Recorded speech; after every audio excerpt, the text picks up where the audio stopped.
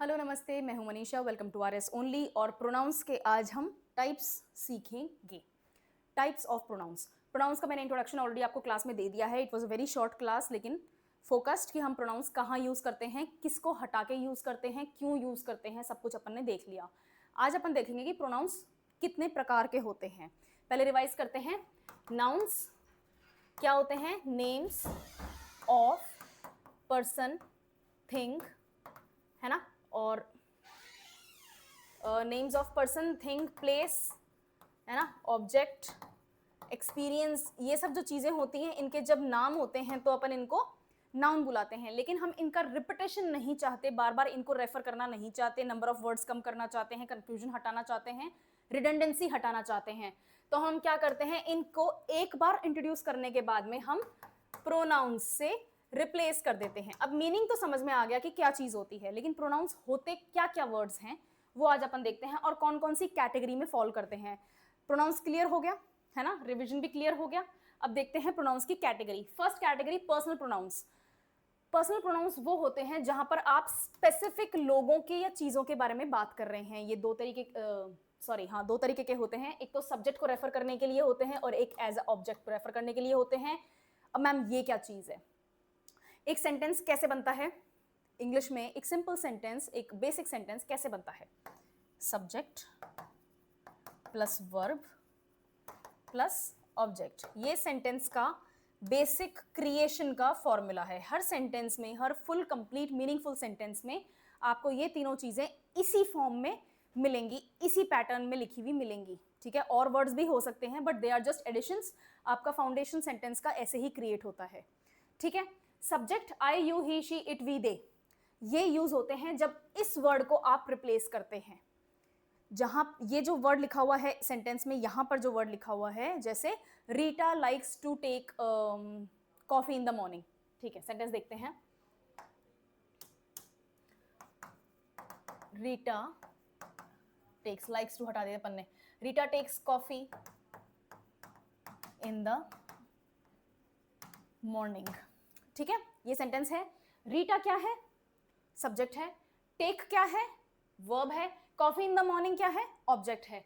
Rita subject. अगर मैं second sentence में फिर से रीटा नहीं लिखना चाहती तो मैं लिखूंगी शी, जो मैंने एज अ सब्जेक्ट की कैटेगरी को रिप्लेस करा है। ठीक है, समझ में आ गया? इजी है, right. Object, object it, coffee in the morning, coffee को मैं इट से रिप्लेस कर सकती हूँ। She likes it in the morning, है ना। Rita prefers drinking coffee, she likes it in the morning. समझ में आ गया? मैंने सेंटेंस क्या बनाया? रीटा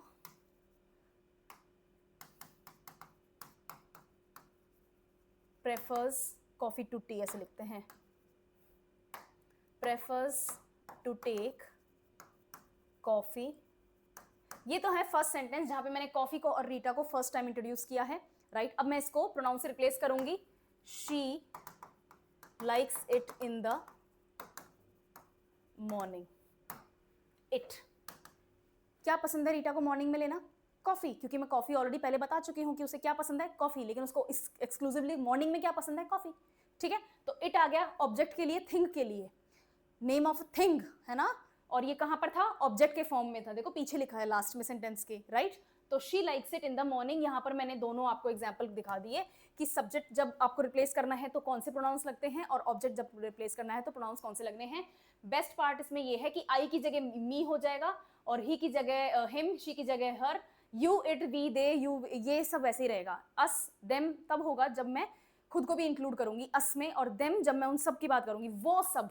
ठीक है, अभी अपन और कैटेगरी देखते हैं। ये समझ में आ गया? ठीक है, ये होते हैं पर्सनल प्रोनाउंस। अब इसके बाद में है आपके पजेसिव प्रोनाउंस। पजेसिव का क्या मतलब होता है? जब आप किसी चीज के ऊपर अपना अधिकार बता रहे हैं, अपने पोजेशन बता रहे हैं।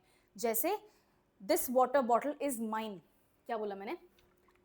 दिस ना लिख के अपन लिखते हैं the bottle is mine. Mine क्या है यहां पे? माइन का क्या मतलब होता है? मेरा, है ना। तो दिस बॉटल इज माइन, ये आपका पोजेसिव प्रोनाउन है इस बॉटल के लिए। जिस नाउन की बात हुई है ना, वो किसको बिलोंग करता है उसकी बात हो रही है, वहां पर ये पोजेसिव प्रोनाउन यूज होगा। The bottle is Manisha ma'am's लिखने की बजाय आप सीधा लिख सकते हैं द बॉटल इज हर्स, उनकी है। ठीक है, इसमें क्या क्या फॉर्म्स यूज होते हैं, mine, yours, his, hers, its, ours और देयर्स। ये आपको याद करने पड़ेंगे। ठीक है, ये याद करने पड़ेंगे। मैंने एक एक एग्जाम्पल वर्कशीट में तैयार करके दिया है। वर्कशीट आपको डिस्क्रिप्शन बॉक्स में जाना है, टेलीग्राम का एड्रेस मिलेगा, वहां जाना है। इस क्लास की वर्कशीट आपको रेफरेंस के साथ में मिल जाएगी। हर प्रोनाउन के साथ मैंने एक एग्जाम्पल लिखा है, आपको एक एग्जाम्पल हर प्रोनाउंस के साथ में अपनी प्रोनाउंस की नोटबुक में भी लिखना है, तभी याद होंगे। और इनको ना अंडरलाइन कर लेना या फिर हाईलाइट कर लेना या फिर दूसरे कलर के पेन से लिख लेना, कुछ भी करना, लेकिन इनको याद कर लेना। ठीक है, ये रटने की चीज़ नहीं होती है ये, लेकिन तभी याद होगी जब आप खुद अपने हाथ से लिखेंगे इनको बार बार, रिवाइज करते टाइम आसान रहेगा। ठीक है, गुड। तो इसके क्या क्या एग्जाम्पल्स हैं, माइन मेरा, योर्स तुम्हारा, हिज उसका, हर्स उसका, हिंदी में उसका हिज और हर में फर्क नहीं दिखता है। ठीक है, इट्स ऑब्जेक्ट के लिए या फिर किसी एनिमल के लिए, है ना। द कॉलर इज इट्स, ठीक है ना, मेरे पास एक कैट है, वो कॉलर जो आपके हाथ में है वो उस कैट की है। तो ये पूरा लिखने की बजाय मैं ये कह सकती हूँ दैट इज इट्स। ठीक है, तो दैट का कैटेगरी में आगे आपको बताती हूँ क्या है, बट इट्स कैट के लिए आ जाएगा। ठीक है, आवर्स हमारा, देयर्स उनका। ओके, ठीक है।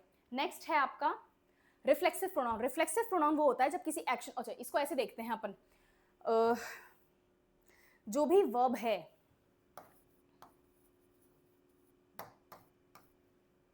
दो तरीके से यूज होता है, एक तो किसने, ये क्रिया की, है ना, और दूसरी तरीके से यूज होता है किस पर की। तो ये क्रिया एक तो किसने की और दूसरी किस पर की। यहां पर अपन बात करेंगे refer back to the subject for actions done to oneself. ये किस पर की, किसने की तो आपका पर्सनल प्रोनाउन है, आई टॉट माई सेल्फ, इसका बेस्ट एग्जाम्पल है आई टॉट माई सेल्फ। मैंने पढ़ाया खुद को, तो हिंदी में सेंटेंस का मीनिंग थोड़ा सा वियर्ड हो गया, लेकिन इसको हिंदी में और अपन कैसे बोलते हैं, मैंने खुद को खुद ही पढ़ाया है, यही बोलते हैं ना, राइट। तो खुद को, माई सेल्फ, आई मैं या मैंने, और टॉट आपकी वर्ब है। तो ये क्या है, किसने, वर्ब क्या है आपकी टॉट, पढ़ाया, और माई सेल्फ क्या है आपका, किस पर आपने पढ़ाया, किसको पढ़ाया, ये क्रिया किस पर हुई, खुद पर कर ली, अपने आप पर कर ली। ठीक है, तो रिफ्लेक्सिव प्रोनाउन आपका जो सब्जेक्ट है, सॉरी जो एक्शन हुआ है ना, यानी कि जो वर्ब है ना, उसकी रेफरेंस बताती है कि वो वर्ब आखिर हुई किसके साथ है। माई सेल्फ, मैंने खुद को कराया, yourself, you taught yourself, इसका बेस्ट एग्जाम्पल यही है, आई टॉट माई सेल्फ, है ना, I taught how to dance myself. ठीक है, I taught myself how to dance, I taught myself how to write, I taught, जैसे मैंने खुद अपनी मेहनत से इटालियन सीखी है। इटालियन की मैंने क्लासेस नहीं ली, मैंने फ्रेंच की ली, स्पेनिश की ली, रशियन की मैं ले रही हूँ, वो सब कोई और मुझे सिखा रहा है, लेकिन इटालियन एक ऐसी क्लास है जो मैंने खुद अपने आप को सिखाई है। ठीक है, तो I taught myself how to write in Italian, right. तो यहां पर आ गया खुद को, ये क्रिया किस पर की गई है, हिमसेल्फ, खुद पर। ठीक है, हर सेल्फ, ये भी खुद पर। हिंदी में हिम और हर को अपन कुछ नहीं बोलते, है ना, उसका और उसका ही करते हैं। ठीक है, जेंडर नहीं स्पेसिफाई करते। इट्स सेल्फ, अगेन खुद पर, और सेल्फ मतलब खुद पर। हिंदी में सारे ट्रांसलेशन खुद पर ही हैं, इंग्लिश में फर्क है ना, जेंडर का और नंबर का। ऑलवेज रिमेंबर, प्रोनाउन हमेशा जेंडर का और नंबर का फर्क इस्टेब्लिश करेगा। ठीक है, ट्रेडिशनल इंग्लिश, ओल्ड इंग्लिश जो अपने एग्जाम्स में फॉलो होती है, वहां पर जेंडर हम दो ही मान के चलते हैं, मैस्कुलाइन और फेमिनाइन, और नंबर आपका सिंगुलर और प्लूरल के रूप में ही यूज किया जाएगा। योर सेल्फ, आप लोग, सॉरी योर सेल्फ खुद, देम सेल्फ खुद, हिंदी में ऐसा कोई ट्रांसलेशन नहीं है, खुद ही खुद है। ठीक है, right. She taught herself to code, उसने खुद को कोड करना सिखाया।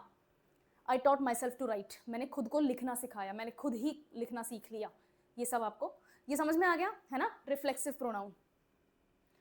इसको इंटेंसिव भी बोलते हैं, that is a useless word. ठीक है, एक दूसरी कैटेगरी भी है, जब मैं आपको एडजेक्टिव्स पढ़ाऊंगी तो वहां पे ये वर्ड आएगा, फिर आपको कंफ्यूज कर देगा, ये सब नहीं करना है, रिफ्लेक्सिव प्रोनाउन बोल के चलो। ठीक है, राइट। उसके बाद में है डेमोन्स्ट्रेटिव प्रोनाउन। डेमोन्स्ट्रेशन का मतलब क्या होता है, किसी को रेफरेंस देना, है ना। जैसे मान लीजिए ये बोर्ड है, this is a board in front of me. ठीक है, this board belongs to the organisation, जैसे मैंने लिखा this board belongs to the organisation, ठीक है। बिलोंग का मतलब क्या होता है, किसका पोजेशन है, ठीक है, कि किसका अधिकार है इसके ऊपर, ये किसके नाम से खरीदा गया है, या फिर इसको, इसके ऊपर अधिकार किसका है, ठीक है, अधिकारी वाली बात आती है। बिलोंग, दिस बोर्ड, अब ये जो दिस है ना, ये दिस वर्ड मुझे बता रहा है कि किस बोर्ड की बात हो रही है। इस क्लास में और बोर्ड्स भी हैं, लेकिन मैं इस बोर्ड की बात कर रही हूं क्योंकि मैंने ऑलरेडी पॉइंट आउट कर दिया है, जब आप डिमॉन्स्ट्रेट करते हैं किसी ऑब्जेक्ट को, पर्सन को, थिंग को, जो भी है, पॉइंट आउट करते हैं कि मैं किसकी बात कर रही हूं, वहां यूज करते हैं आप डेमोन्स्ट्रेटिव प्रोनाउन। डेमोन्स्ट्रेटिव प्रोनाउन के चार कैटेगरीज हैं। अगर पास में कोई चीज है तो दिस, लेकिन सिंगुलर होनी चाहिए। अगर दूर कोई चीज है लेकिन सिंगुलर है तो दैट। अगर पास में कोई चीज है और प्लूरल है, एक से ज्यादा है, तो दीज। और अगर दूर कोई चीज है और एक से ज्यादा है, प्लूरल है, तो दोज। समझ में आ गया? इसमें यही चार वर्ड्स हैं, this, that, these and those. This board belongs to the organisation, all three boards. अब ये ऑल थ्री बोलने के बजाय these boards belong to the organisation, this system. तो अब ये दैट सिस्टम, यहां पर सिस्टम रखा हुआ है, ठीक है, कंप्यूटर वगैरह सब कुछ है, बहुत सारी चीजें रखी हुई हैं टेबल के ऊपर। तो दैट सिस्टम बिलोंग्स टू, क्योंकि वो मेरे से दूर है, लाइक लिटरली बहुत दूर है, ठीक है, तो मैं क्या बोलूंगी, that system belongs to the organisation. These systems, अब यहाँ पे और भी सिस्टम रखे हुए हैं, ठीक है, तो मेरे से दूर हैं सारे के सारे, लेकिन एक से ज्यादा हैं, तो मैं बोलूंगी these systems belong to the organisation. मैंने एक एग्जांपल में चारों बता दिए, राइट। ये होते हैं आपके डेमोन्स्ट्रेटिव प्रोनाउंस। डेमोन्स्ट्रेटिव प्रोनाउंस का मतलब जहां पर आप ये बता रहे हैं कि आप फिजिकली किसकी बात कर रहे हैं, आपने इशारा करके बता दिया है। ये फिजिकल इशारा भी हो सकता है, शब्दों का इशारा भी हो सकता है, ठीक है। तो यहाँ पे आ गए, आपने पॉइंट आउट कर दिया स्पेसिफिक थिंग्स को बेस्ड ऑन डिस्टेंस। पास में है, देखो नियर है और फार है, यही बताया है ना। और दूसरा आपका कैटेगरी क्या है, नंबर का, सिंगुलर है या प्लूरल है, यही कैटेगरी है। सिंगुलर नियर, सिंगुलर फार, प्लूरल नियर, प्लूरल फार, यही चार कैटेगरीज हैं, यही चार वर्ड्स हैं डेमोन्स्ट्रेटिव प्रोनाउंस के, राइट। नेक्स्ट देखते हैं, नेक्स्ट है इंटरोगेटिव। इंटरोगेशन का मतलब क्या होता है, क्वेश्चन करना। तो क्वेश्चन कौन से वर्ड्स यूज होते हैं, W5। W5 क्या होता है, who, whom, whose, what and which। ये 5 W5 जो हैं, ये 5 W5 आपके इंटरोगेटिव प्रोनाउंस में आते हैं। हु आपके सब्जेक्ट के लिए यूज होगा, who burned the books, okay.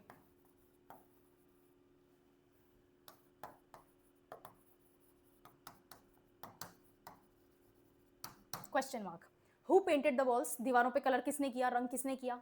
यहाँ पर क्या है, हु कहाँ यूज किया है मैंने, सब्जेक्ट की जगह पे।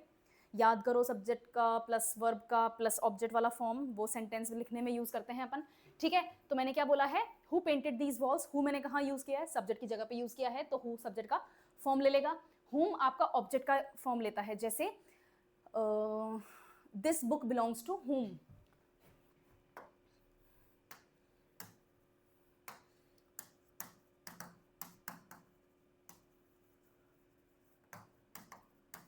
मेरे हाथ में जो पेन है वो किसका है, ऑब्जेक्ट की जगह है हुम, है ना। This pen belongs to whom, है ना, तो whom, whose possession, whose pen is this, again. लेकिन ये पोजेशन जो है, हुज पेन इज दिस, ये जो पोजेशन है ना आपका, यहाँ पर इसने सब्जेक्ट की प्लेस ली है, लेकिन इसका ज्यादा इंपॉर्टेंट फंक्शन क्या है, पोजेशन का क्वेश्चन करना। हुज पेन इज दिस आपका पोजेशन की जगह आ गया। व्हाट और विच आपके सिंपल क्वेश्चन वर्ड्स हैं, सब्जेक्ट और ऑब्जेक्ट कहीं पे भी यूज किए जा सकते हैं, है ना। What is your name, again interrogative pronoun है, आपका नाम क्या है। तो ये जो क्या है, ये आपको नेम करने के लिए पूछ रहा है, आपका नाउन पूछ रहा है ना, कि हम आपको किस वर्ड से संबोधित कर सकते हैं। उसी तरह से विच भी यूज होता है। ये W5 आपके इंटरोगेटिव प्रोनाउंस में आते हैं, इसको W5 के नाम से यूज करोगे तो लर्न हो जाएगा, वरना गड़बड़ हो जाएगी। यहाँ पर हाउ नहीं आएगा, है ना। Who, what, which, whose, when और हुम यही आएंगे, व्हेन नहीं आएगा और हाउ नहीं आएगा, ये दोनों आपको याद रखने हैं, ठीक है, ओके। हु, हुम, हुज, विच और व्हाट हो गया। चलो एक सेकेंड, हूँ, ठीक है। ये एक टिप है, ये टिप मैंने अलग से बाद में लिखी थी बहुत, इसलिए मैं यहाँ बताना भूल गई। ये टिप आपको याद रखनी है। हु लोगों के लिए होगा, एनिमल्स के लिए नहीं होगा। व्हाट और विच ये आपके थिंग्स और चॉइसेस के लिए होगा। व्हाट आपके एनिमल्स के लिए भी यूज हो सकता है अगर पर्सोनिफाई नहीं किया है, उनका जेंडर स्पेसिफिक नहीं है तो, ठीक है, राइट। तो हु, व्हाट और विच के आपको यूजेस पता चल गए। फिर है आपका रिलेटिव प्रोनाउन। रिलेटिव प्रोनाउन क्या होते हैं, रिलेटिव प्रोनाउन वो होते हैं जो कि रिलेटिव क्लॉजेस को इंट्रोड्यूस करते हैं नाउन्स को, दर्शाने के लिए, बताने के लिए। अब मैम ये क्या है, वो क्लॉजेस क्या होता है, बताती हूँ। इसमें W4 आ गए, एक्सक्यूज मी, ठीक है। इसमें कौन कौन से आ गए, द सब, who, whom, what, sorry which, those, that और whose. Introduce relative clauses that describe nouns, ठीक है, ओके। यहाँ पर जो नाउन है वो एक फ्रेज के फॉर्म में है, क्लॉज के फॉर्म में है, और उसको पूरे के पूरे को डिमॉन्स्ट्रेट करने के लिए, डिनोट करने के लिए अपन रिलेटिव प्रोनाउन यूज करते हैं। जैसे इसी एग्जांपल में देखो, द स्टूडेंट, ऐसा बच्चा जो पढ़ता है वो जीत जाएगा, वो एग्जाम पास कर जाएगा। जो और वो, ये जो वर्ड्स हैं इससे आते हैं, ठीक है।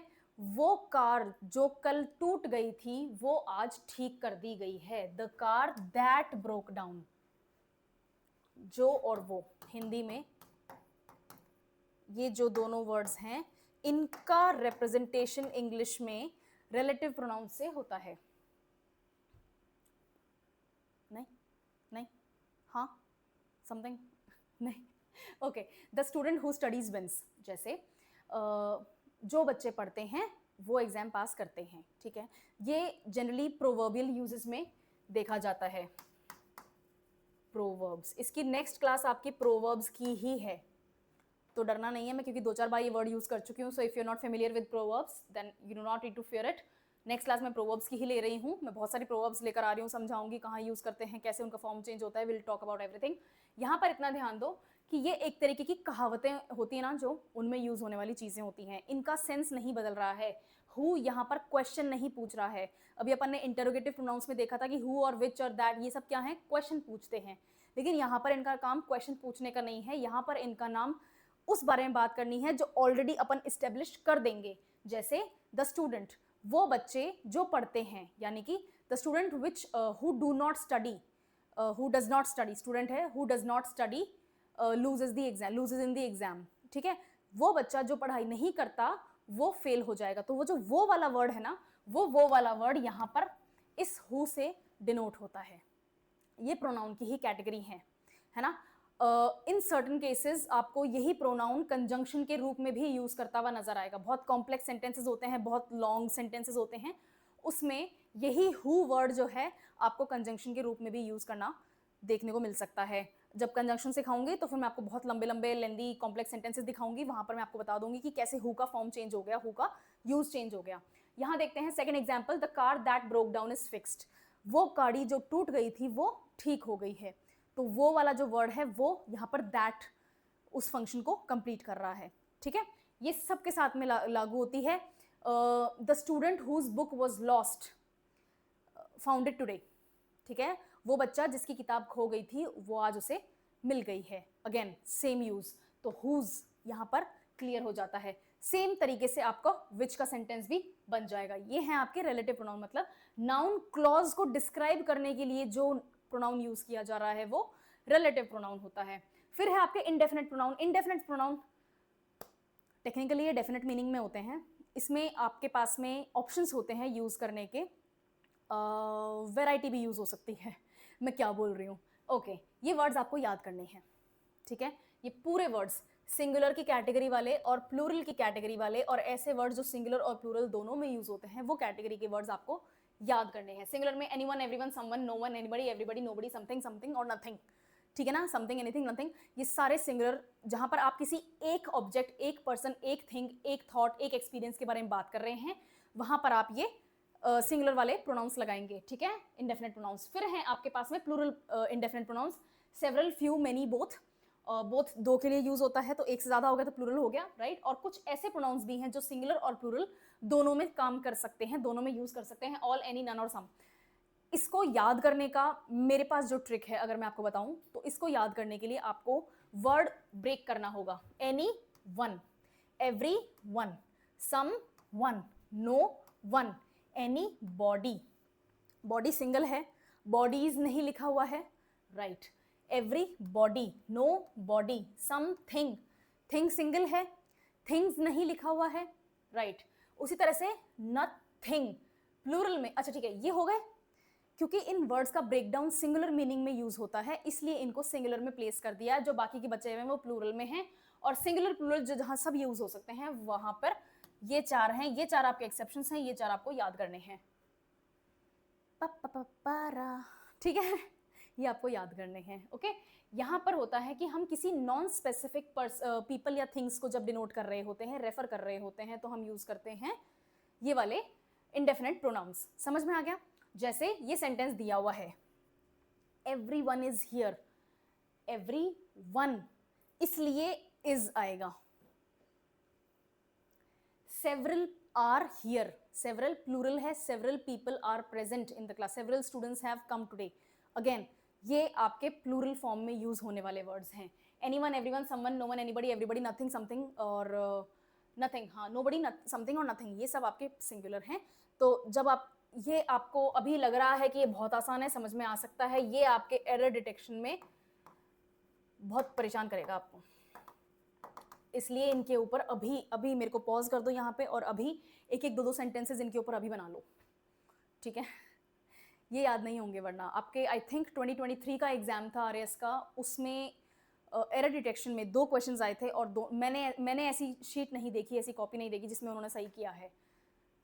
तो ऐसा तो है नहीं कि मतलब, और जो बाय द वे पास कर चुके हैं एग्जाम उनकी बता रही हूँ मैं। तो अगर इस तरह से मिस्टेक्स होती हैं तो इसका मतलब ये इंपॉर्टेंट है, डिफिकल्ट पड़ सकता है, इसको अभी याद कर लो, ठीक है? नेक्स्ट आपके पास में, ये समझ में आ गया है ना? फिर नेक्स्ट आपके पास में है रेसिप्रोकल प्रोनाउंस। रेसिप्रोकल प्रोनाउंस होते हैं जब यही 2 होते हैं और कोई नहीं है, यही 2 वर्ड्स हैं। यहाँ पर म्यूचुअल एक्शन की बात हो रही है, 2 या 2 से अधिक लोगों के बीच में कोई वर्ब यूज हो रही है, या थिंग्स के बीच में, या फिर ऑब्जेक्ट्स के बीच में, पर्सन्स के बीच में, प्लेसेस के बीच में कोई वर्ब यूज हो रही है, तो उनके बीच में होने वाले इंटरैक्शन के लिए जो हम प्रोनाउन यूज करते हैं वो होता है आपका रेसिप्रोकल प्रोनाउन। जब 2 लोगों के, 2 चीजों के बीच में बात करते हैं तो हम लिखते हैं ईच अदर, ठीक है ना? 2 people, 2 things, 2 objects, 2 cities, each other, more than 2, one another. इसका बेस्ट एग्जांपल मैंने यहां दिया है, they help each other, the team congratulated one another. Team में कितने लोग होते हैं? 2 से ज्यादा होते हैं, ठीक है ना? हम मान के चल रहे हैं कि हम यहाँ पर उस टीम की बात कर रहे हैं जहां पर 2 से ज्यादा लोग हैं, तो वो वन अनदर को कांग्रेचुलेट कर रहे हैं। तो 2 से ज्यादा हो गए तो वन अनदर, और यहाँ पर 2 लोग हैं, 2 दोस्त हैं, एक दूसरे की होमवर्क में, असाइनमेंट में हेल्प करते हैं, तो दे हेल्प ईच अदर। यहाँ पर दे हेल्प वन अनदर नहीं आएगा। अगर आप दे हेल्प वन अनदर कर देंगे तो इसका मतलब 2 से अधिक लोगों के बीच में एक दूसरे के साथ मदद हो रही है, ठीक है ना? ओके, यहाँ पर 2 ही एग्जाम्पल्स हैं, ईच अदर और वन अनदर। ये हैं आपके रेसिप्रोकल प्रोनाउंस। फिर हैं आपके प्रोनाउन एंटेसिडेंट एग्रीमेंट। एंटेसिडेंट मैं आपको पहले भी प्रोनाउन की क्लास में समझा चुकी हूँ। एंटेसिडेंट वो होते हैं जिसमें आप नाउन्स को डेमोन्स्ट्रेट करते हैं जो ऑलरेडी आपको इंट्रोड्यूस करवा जा चुके हैं। यहाँ पर आपको ध्यान रखना है कि नाउन का नंबर क्या है, नाउन का जेंडर क्या है, और नाउन का पर्सन क्या है। पर्सन मैं बताती हूँ अभी क्या होता है, don't worry about it. Number 1 या 1 से अधिक, 1 होगा तो सिंगुलर, 1 से अधिक होगा तो प्लूरल। जेंडर शी, ही और it. Neutral gender she, sorry feminine gender she, masculine gender he, और न्यूट्रल जेंडर या फिर कॉमन जेंडर या फिर जेंडर नॉट अवेलेबल, उसके लिए इट, ठीक है? और पर्सन, पर्सन होता है फर्स्ट पर्सन, सेकंड पर्सन और third person. Okay, first person में है आई, मी, अस, वी, माई सेल्फ। जहां पर किसी भी तरीके से मैं खुद इन्वॉल्व हूं, आप खुद के लिए बात कर रहे हैं ना जब अपन, तो फर्स्ट पर्सन होता है। Second person he, she, it. ये आई थिंक मैंने ऑलरेडी बताया है आपको। कहाँ गए? रुको, लेट्स चेक। ये रहा। First person I, we, second person you, और third person he, she, it, they. फालतू यहाँ मेहनत कर रहे थे अपन, यहाँ समझ में आ गया है ना? तो ये आपको पर्सन का ध्यान रखना है। स्टॉप, ये रहा। ओके, सेकंड पर्सन में सिर्फ और सिर्फ यू ही होगा, और थर्ड पर्सन में ही, शी, इट, दे, है ना, देम, ये सब आ जाएंगे। समझ में आ गया? तो अगर number singular plural, gender female, male और न्यूटर कॉमन जेंडर, और पर्सन में फर्स्ट पर्सन है, सेकंड पर्सन है या थर्ड पर्सन है, ये सब आपको प्रोनाउंस का मैच करना पड़ेगा एंटेसिडेंट्स के साथ में। एंटेसिडेंट मतलब जो नाउन ऑलरेडी इंट्रोड्यूस हो चुका है उसके साथ में। एग्जाम्पल पता ही है आपको, और कॉमन एरर सबसे आसान एरर होती है ये, जहाँ पर आपको नाउन का पता ही ना हो या फिर नाउन इंट्रोड्यूस ही ना हुआ हो और आपने उसकी जगह पे प्रोनाउंस प्लेस कर दिया। ये सबसे बड़ी दिक्कत है ना। अब एग्जाम में एरर डिटेक्शन में ऐसा तो है नहीं कि वो कोई पूरा पैराग्राफ देंगे, ऐसा भी नहीं है कि वो पहले से नाउन किसी और क्वेश्चन में इंट्रोड्यूस करें और बोलेंगे refer to question 3A to answer the following 4C question, है ना, ऐसा तो करते नहीं है वो। एग्जाम पॉइंट ऑफ व्यू से आपको इस चीज़ का ध्यान देने की जरूरत नहीं है, इंग्लिश सीखने के पॉइंट ऑफ व्यू से ये आपको पता होना चाहिए, ठीक है। चलो नेक्स्ट देखते हैं, ये इसको मैं सेंसिटिवली कैसे अप्रोच कर सकती हूँ। जेंडर न्यूट्रल, मैंने आपको शायद पहले की क्लास में भी बताया है, जेंडर स्पेसिफिकेशन प्रोनाउन में ज़रूरी है when it comes to English, but when it comes to social interaction in today's generation आपको ही और शी से बाहर निकलने का मौका मिलता है। इसमें मैं ट्रांसजेंडर्स, थर्ड जेंडर्स इनकी बात कर रही हूँ, और जेंडर फ्लूइडिटी में जो लोग बिलीव करते हैं उनकी बात कर रही हूँ, जो अपने आप को ना तो ही मानते हैं, ना वो शी मानते हैं, ना वो इट मानते हैं, उनके लिए अपन यूज़ करते हैं, वो खुद बता देंगे वैसे तो, लेकिन उनके लिए यूज़ किए जाते हैं ऐसे प्रोनाउंस, ठीक है ना। This is not a political debate over here, मैं यहाँ पर किसी का साइड नहीं ले रही हूँ, मैं बता रही हूँ कि मॉडर्न इंग्लिश किस तरह से शेप हो रही है। अगर आपको ये सब नहीं पता, ये सब आपको क्लियर नहीं किए गए, इसके अलावा भी बहुत होते हैं, और ये सब आपको नहीं क्लियर किए गए, तो आप अदरवाइज दे और देम भी यूज कर सकते हैं। ये प्लूरल भी होता है, और बहुत ओल्ड इंग्लिश में ये सिंगुलर में भी यूज होता था उन लोगों के लिए जिनका जेंडर आपको नहीं पता है, ठीक है। मैं एक बहुत इंटरेस्टिंग से एग्जांपल देती हूँ। एक नाम है PANKAJ, ये एक ऐसा नाम है पंकज, जो फीमेल्स का भी मिल जाएगा आपको और मेल्स का भी मिल जाएगा। तो अगर आपके सामने किसी पंकज के बारे में बात हो रही है और ये स्पेसिफाई नहीं हो रहा है कि वो मेल हैं या फीमेल हैं, तो आप ये लगा सकते हैं, याद रहेगा, राइट। उसी तरह से अगर आपके सामने किसी ऐसे इंसान की बात हो रही है और जेंडर स्पेसिफाई नहीं हो रहा है, आप कई इधर से सुन रहे हैं लेकिन आप कैच नहीं कर पा रहे कि लड़की के बारे में बात हो रही है कि लड़के के बारे में बात हो रही है, तो भी आप दे देम लगा सकते हैं। नाम पता नहीं है तो भी लगा सकते हैं, ठीक है।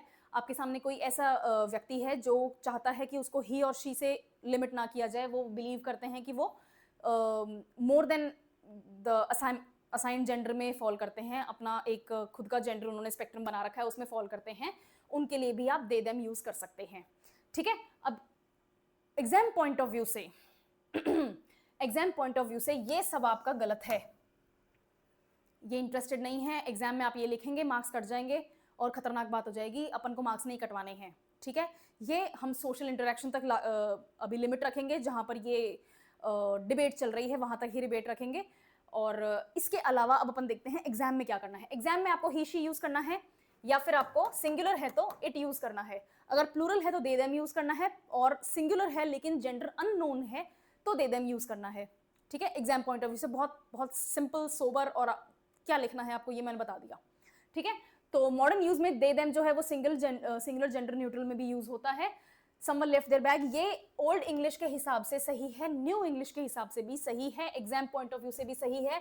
अगर आप लिखते हैं समवन लेफ्ट हिज और हर बैग तो भी सही है, एग्जाम पॉइंट ऑफ व्यू से ये ज्यादा सही है, और कॉमनली आप किसी से बात कर रहे हैं तो ये ज्यादा सही है। ऐसा नहीं है कि ये गलत हो जाएगा या वो गलत हो जाएगा, कुछ भी लिख दोगे तो, ठीक है। मैंने आपको ऑप्शन दे दिया कैसे यूज करना है। आज के आपके प्रोनाउंस का क्लासिफिकेशन कंप्लीट हो गया है। नेक्स्ट क्लास में अपन देखेंगे कि प्रोनाउंस को डिटेक्ट कैसे करते हैं। क्या लिख रही हूं मैं, detecting pronouns and its types in a sentence. Next class की एक्टिविटी है बहुत ही ब्रिलियंट, 25 मेजर एग्जाम्पल्स लेकर आई हूं, और उन 25 एग्जाम्पल्स को आपको मेरे साथ में सॉल्व करना है। उसके अलावा वर्कशीट दूंगी उस क्लास के नीचे भी, इस क्लास के नीचे भी है। जो जो प्रोनाउंस आज अपन ने डिस्कस किए हैं, वर्ड्स देखे हैं ना, उन सब प्रोनाउंस का मीनिंग कहाँ यूज होता है, और एक एग्जाम्पल मैंने वर्कशीट में तैयार किया है, आपको लिखना है, देखना है, नोटबुक में उतार देना है, और अपने हिसाब से एक एक एग्जाम्पल और लिखना है, ठीक है। Apart from that next class में जब अपन एरर डिटेक्शन करेंगे 25 कॉम्प्लेक्स सेंटेंसेस का, उसमें भी आपको 50 सेंटेंसेस का एक वर्कशीट दूंगी मैं, और वो आपको सॉल्व करना है। आंसर की भी होगी, don't worry, but I would rather कि आप उसको सॉल्व करें and then you check the answers, okay. चलो नेक्स्ट क्लास में मिलते हैं।